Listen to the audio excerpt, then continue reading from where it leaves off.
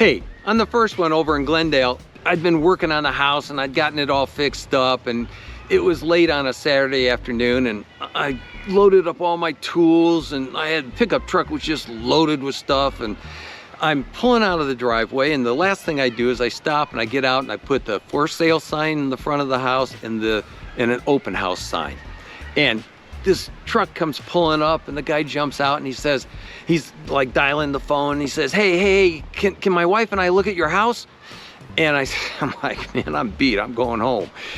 And he says, no, my wife's gonna want this house. You know, sure thing.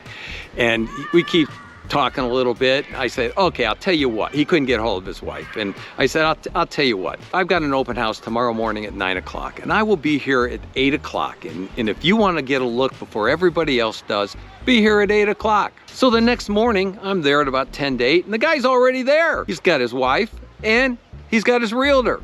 And so I take them through the house, and they say, give me a minute. And so they're out back sitting at the table on the deck, and I'm getting ready for the open house. And so about 10-15 minutes later, the realtor walks in and says, hey, can we have a minute? And so I go out, and hey, you know what? 15 minutes later, we had a signed agreement for a full list price plus the realtor's commission. That's what you call a quick sale.